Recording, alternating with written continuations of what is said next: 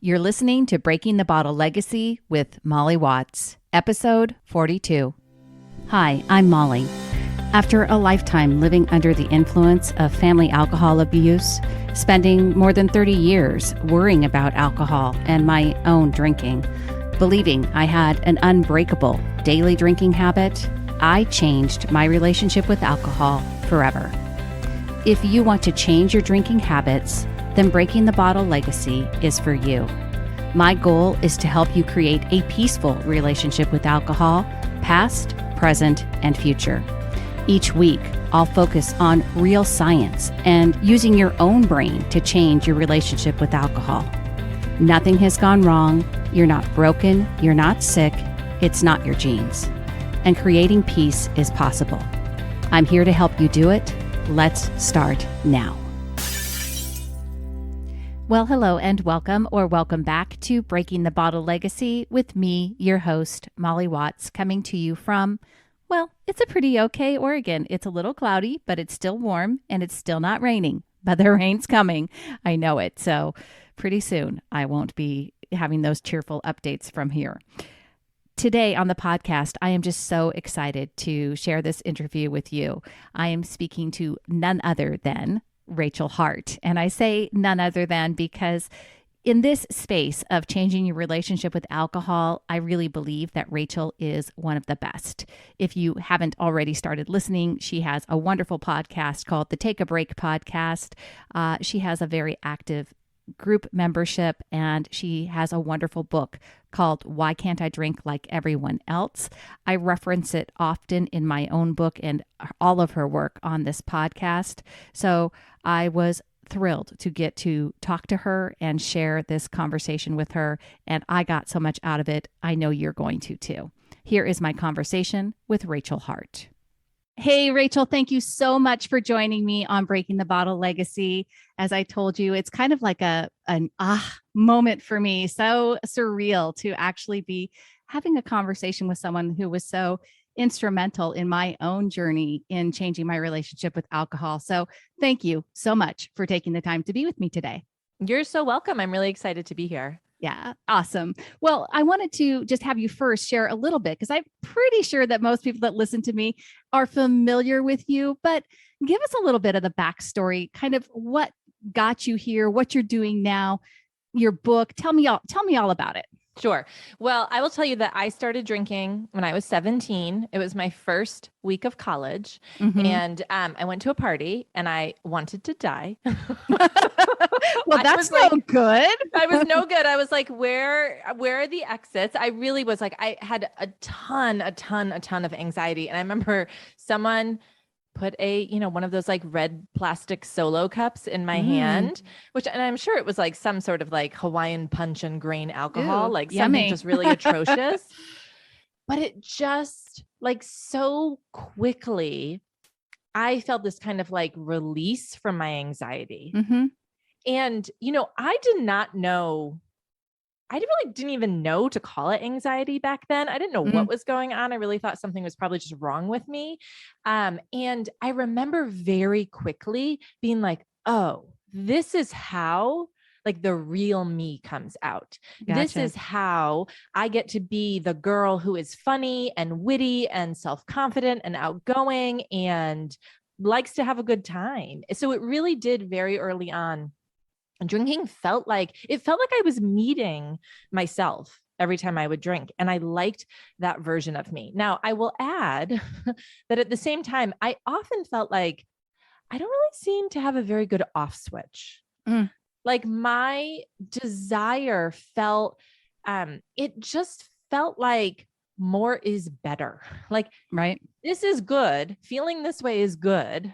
So more is better. And there was a part of me, I think throughout college that recognized like, this doesn't really feel great sometimes, but I was around a lot of friends who were partying the same way. There wasn't a lot of kind of, conversation with my kind of like teenage, young 20 something self that was like, let's talk about your relationship with alcohol. Right? It was just like, no, this is fun. I want to have fun. I work really hard. I get really good grades.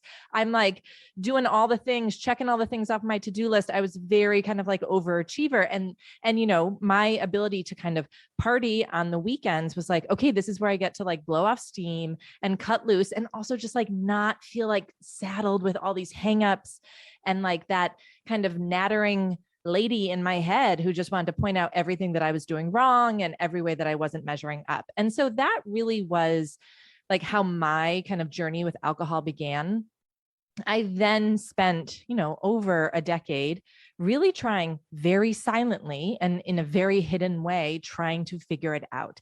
And I say silent and hidden because I felt a lot of shame. I really did believe what I think so many of us are sold, this idea of like the world is divided into normal drinkers and alcoholics. And I really didn't feel like I related to either. And so I didn't want to talk to people about it. I didn't, I had this very kind of like internal struggle of what does this mean? Why can't I figure this out? And P.S., it wasn't just alcohol that I felt like I had this more is better attitude. I felt that way with food. I felt that way with smoking. Like I felt kind of compulsive in a lot of things in my life, including work, right? Like I was a very good employee, you know, like give me a job and like I was going to get it done.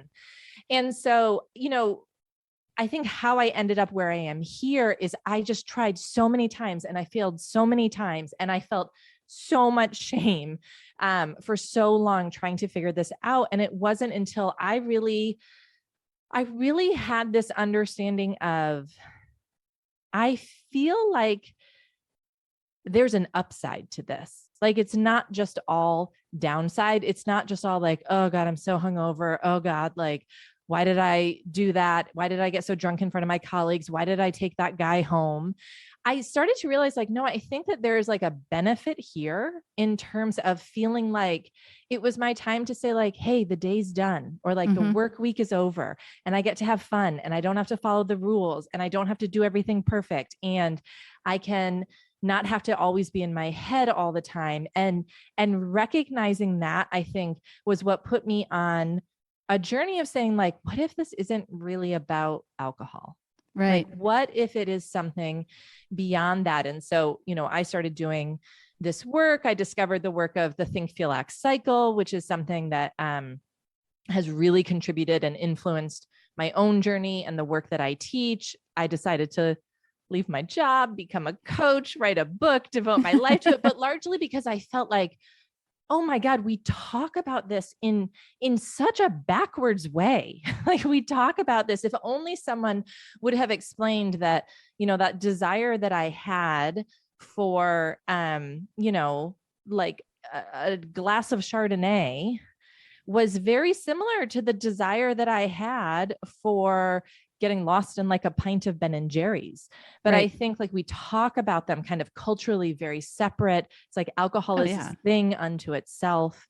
And I think I just felt very called that I didn't feel like there were a lot of conversations out there that kind of addressed me and where I was and my journey.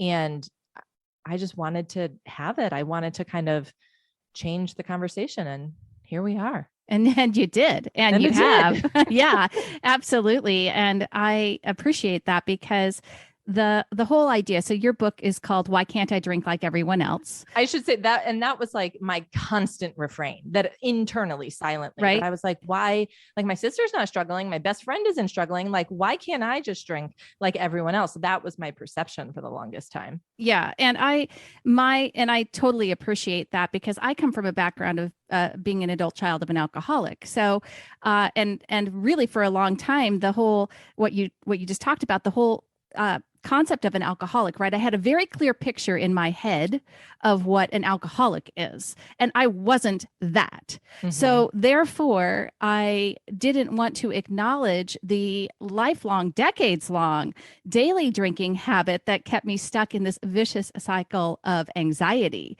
because I was constantly living with this worry that I was going to become an alcoholic, right? Mm-hmm. So like I was following down a genetic path. Yep. And definitely like you, I had this idea that, well, I'm just wired differently. I have this genetic predisposition to desire alcohol more. Therefore, that's why I can't stop doing it, even though I have this ridiculous anxiety about it. I call it an Yeah.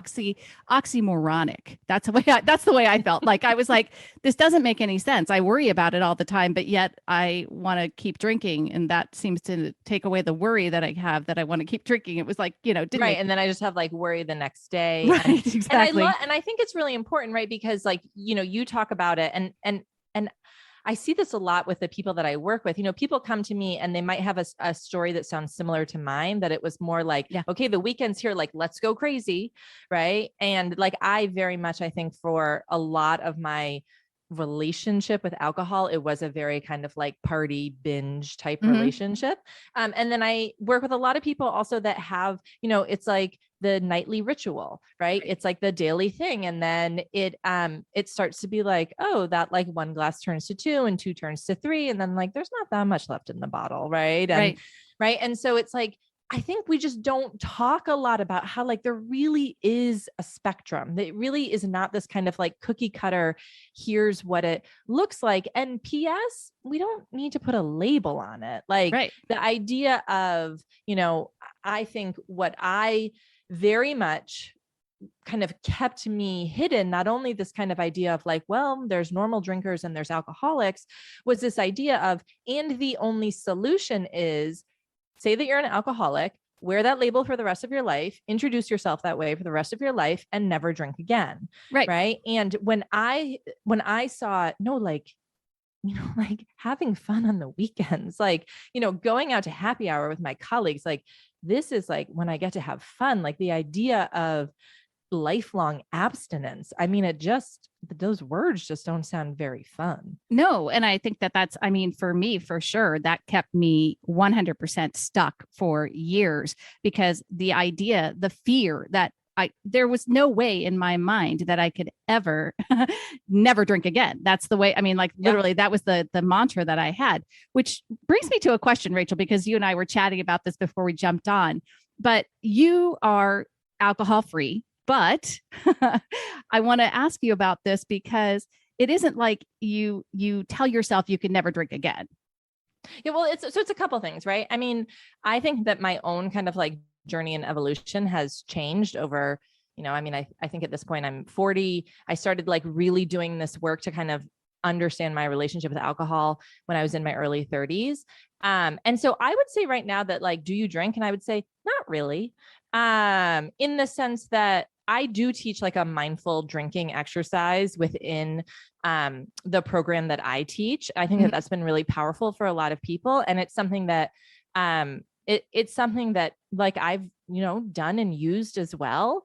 So it's like, I don't know, technically what counts? Like, I think like we're so kind of obsessed with like, okay, but like, do you consume alcohol? Right. And like, and what is it? And I think like so much of that language and so much of that programming is this idea that we are taught. And that I think culturally we absorb this idea of like one drop will set you back.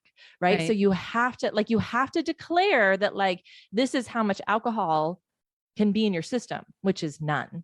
Right. And so I have done, a lot of the kind of like mindful work around drinking. And it's so fascinating because I'm really just like, I just really don't like it anymore. I really Yeah. don't desire it. And so I just think we so kind of, again, break people down into like, okay, so like, are you sober or do you moderate? Right. Right. Like which one? And I just want people to challenge those concepts. Like I want people to challenge the concept of abstinence, because when you think about the word abstinence, like you're literally restraining yourself from indulging in something.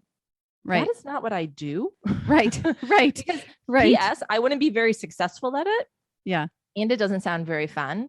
And also, I think like the idea of moderation, like I work a lot with my clients around this because everyone I work with has very different goals. Some people want to drink less during the week. Some people want to drink less in a sitting. Some people want to take an extended break. Some people want to go alcohol free. But I always talk to people about moderation because it's like, okay, are we actually looking at your relationship with alcohol, or are we focusing on some sort of magic number that's going to solve the problem, right? Like that's the belief. If only I can drink one, if only I can drink two, then this won't be a problem. Kind of ignoring the fact that, you know, alcohol doesn't affect you the same way every day. Yeah. Right. Like it doesn't, no. but there's you're like your own little personal petri dish.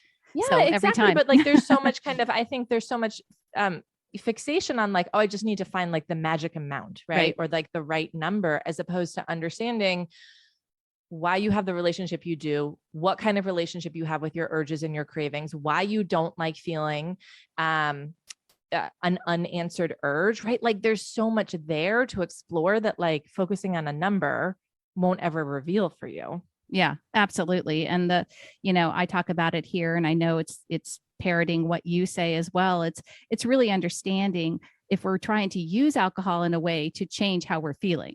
Right. Yeah. So you talk about the think, feel, act cycle, and I carry that over here, and I talk about it in a slightly different way, but the same genesis. And that is really at the crux of everything that I learned about it when I changed my own relationship with alcohol. I say I've created a peaceful relationship. Mm-hmm. And I say peaceful because for me, there was a lot of stories that I'd held on to from my past, and especially with my alcoholic mother, who is now since deceased. And so being able to come to a peaceful place with her, even after her passing, that whole thing. And so it's a different, I say peaceful because I no longer use alcohol as a means to try to change how I'm feeling. Yeah. And I really understand that the only way that I change the way I'm feeling is by changing what I'm thinking.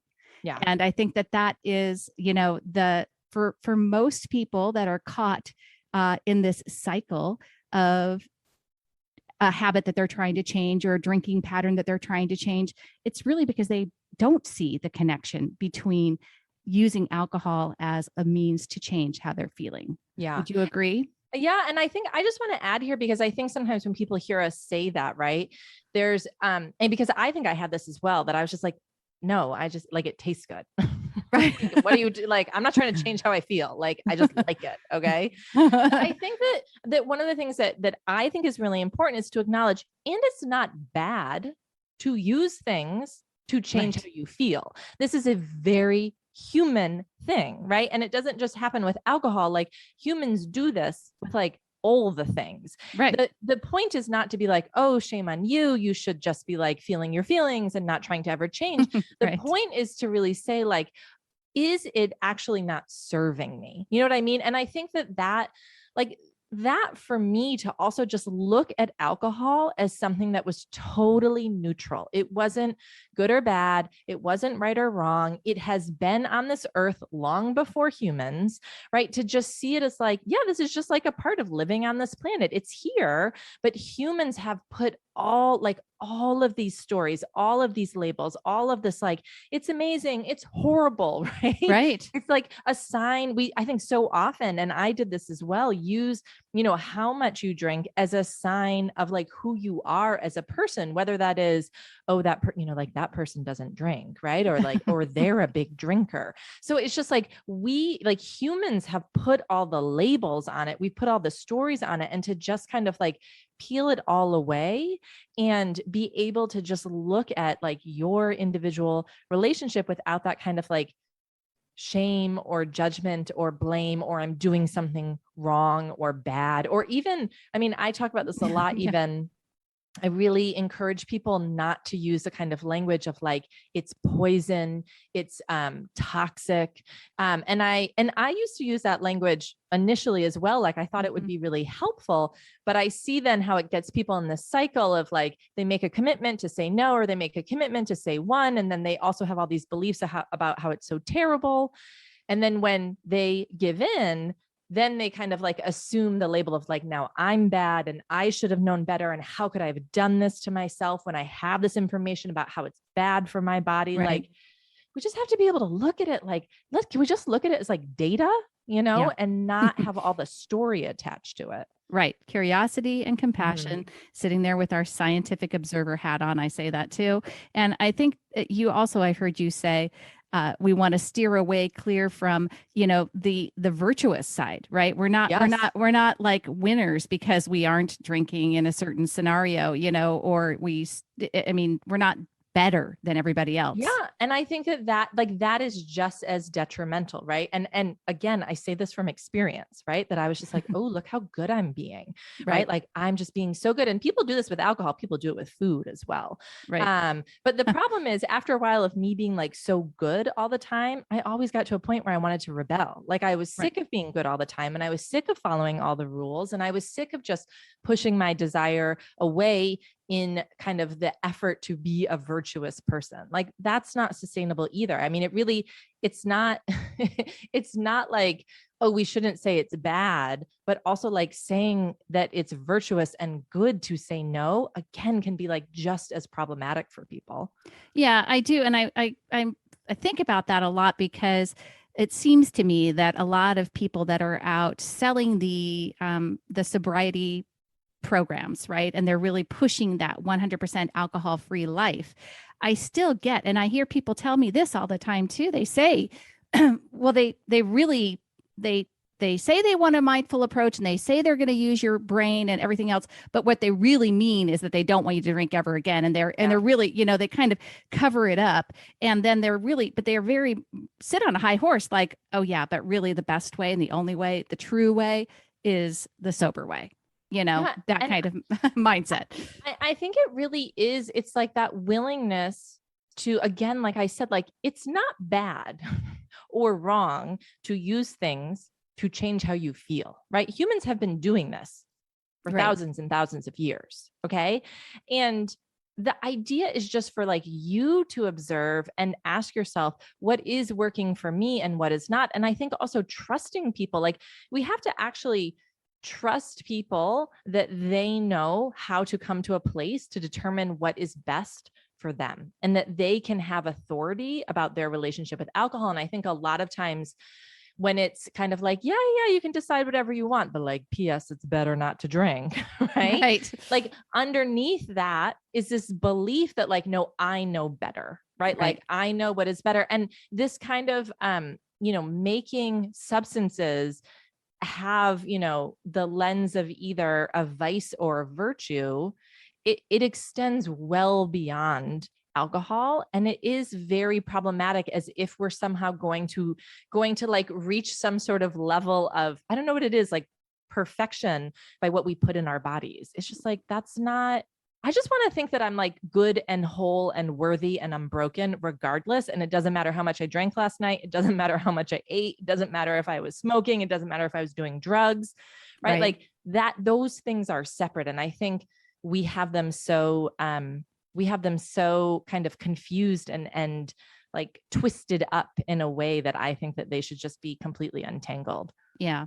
I talk a lot about here on the podcast, and I do use a lot of science. And I talk a lot about the neuroscience of alcohol, the actual science and chemical reaction of alcohol in your brain. I talk a lot about low risk limits because there is some scientific trade-off with alcohol. There are some true risks for drinking alcohol. And I don't do it in a way that yes, we can get down to the brass tacks. Yes, it's a toxin. Yes, it's a carcinogen. Yes, it is.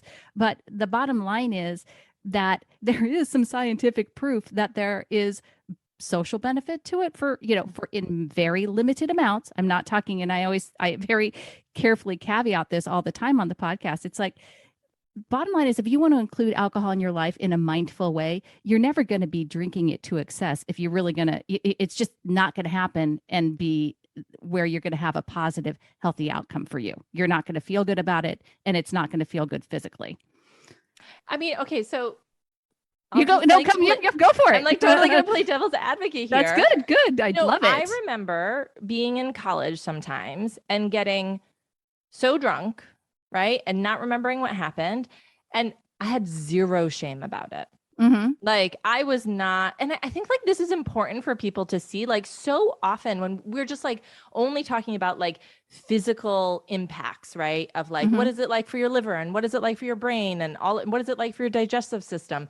But I think that we do have to kind of like parse apart the fact that like so often when people say that they feel bad, what they're often talking about is like the emotional kind Mm-hmm. of pain and shame that they go through. And I just like, listen, I think it's worthwhile thinking about that. And I've spent a lot of time thinking about it because it's like, if I didn't have any of these ideas that like somehow what I did was a sign that I had done something wrong or that I was a bad person or that I was irresponsible, it would have been so much easier for me to then actually go on and more quickly look and see like, okay, so do I like the results that I'm getting? Like, not even from a like how I feel physically the next day, but like, do I just like the results without like all of the layers of it? And I think it was helpful for me to acknowledge at some point, like, yeah, like I did get drunk in college, and it was like my friends and I really laughed about it the next day, Yeah. and I felt terrible, but I also like thought it was funny. And I Right. think people don't want to, it's like opening the door on that. We're so afraid it's like, oh, but then you're like giving permission and you're telling people that it's okay. Except if we could just take all, like, if you could take the emotional experience out of it and really just look at it, it's like, yeah, well, sometimes your body is going to be sick. Like, is that necessarily like a bad thing? Or is that just like observing what's happening in Right, your body? exactly. It's just the result of what happened, right? Yeah, I know. I agree with that. I do think that there's I for me learning the science of alcohol, understanding more importantly understanding the neurochemicals that were actually feeding into and creating the rebound anxiety. Like I Yeah. did not understand how my how my drinking was actually releasing neurotransmitters that were creating the rebound anxiety after the fact. I Well, did not understand that. I remember I had a boyfriend in my 20s. We drank a lot together, and he would say sometimes he was just like you're just kind of down the next day. It's like you're Mm-hmm. in like a funk. And I remember feeling like, yeah, I just feel like depressed by the world. And Yeah. I just really did not. It's so funny now looking back, like I really did not make the connection No. Yeah. with the drinking, but it's like, listen guys, what goes up must come down. Yeah. Yeah. Right. Right? Like if Exactly. you're going to like release a lot, Yeah. right, of like chemicals in your brain, like your brain's got to readjust, right? It's Right. going to come back into homeostasis. And so like for me to understand that, because I do also think that it becomes this kind of like cyclical thing. It's just like, well, I don't know, I'm just a person that's always down and I always feel kind of blue, and right, and to understand that and to be like, listen, sometimes I do wake up in a funk, like in my life right now. It just is a lot less frequent, Yeah. and I'm much more able to kind of rebound from it Yeah. than when that was a result of drinking. Absolutely, 100%. I'm the same way. I mean, it's not like I say that all the time. I mean, stopping drinking or drinking, breaking my daily drinking habit, because it was 3 to 4 drinks every night, and it was a 30 plus year habit, and I was not aware of how much that anxiety that I was creating by the drinking itself, other than thinking about the drinking, but the actual chemical drinking was Right. It becomes creating this it. like Yeah. loop. Yeah. Yeah, Yeah. exactly. And so, but yeah, just because I stopped that, nothing, yes, there are days when I am not, when I still feel that anxiety, or I feel, and it's just not related to alcohol. It's just now I'm aware of it and I'm like, oh, okay, can deal with it and think through it a little bit clearer. Of course, the think, feel, act cycle always helps. Yeah. So, right. I mean, I will just add this piece is that I think, so much of really understanding my relationship with alcohol, it was really understanding my relationship with myself Yep. and my emotions, right? And so much of the work that I teach people is about first learning how to have a different response to your urges and not fighting them, like not going to battle with your urges, but also not going into this place of like, take a bath, go for a walk, like find a distraction, organize your Right. closet. It's just like, it's really not a big deal. It's harmless. Right. Like, can you step into that? And that I always tell people that do the work in my 30-day challenge and beyond. I always say, like, this is the foundation. When you learn how to do this with your urges, you get to start to practice these same skills with all of the emotions like boredom and disappointment and annoyance and stress, like all of the emotions that often were triggers for drinking. It's like we're just missing this kind of skill set, right? That once absolutely. you have that, it really does transform. It's not just like, oh, okay, like now I just feel bad less because I'm not screwing up my neurotransmitters every night. It really is like, no, I've developed a skill set to learn how to respond differently to my emotions. Yeah, I know you say it all the time. It's a meta skill for life. It really is. And I say it too, because learning how to manage my own brain has been, one of those things where you go, wait a minute, how did I go through college and school with my own kids? Where was this lesson in life? Because it's really a disservice. And I'm so glad that I've learned it now. I'm so glad that you and other people are sharing it with the world. I know that you and I have a limited time today, Rachel, so I won't keep you because I could talk to you for probably hours about all of this. I know it might get boring for everyone else to listen to, but I'd be all in. I'd be like, yeah, let's go. So I will link to Rachel Hart's programs on the show notes, folks, onto her book, Why Can't I Drink Like Everyone Else? And Rachel Hart, thank you so much for dropping in and talking to us today on Breaking the Bottle Legacy. Anytime. Have me back. All right. I would love to. Thank you. Thank you for listening to Breaking the Bottle Legacy. This podcast is dedicated to helping you change your drinking habits and to create a peaceful relationship with alcohol. Take something that you learned in today's episode and apply it to your life this week. Transformation is possible. You have the power to change your relationship with alcohol now. For more information, please visit me at www.mollywatts.com.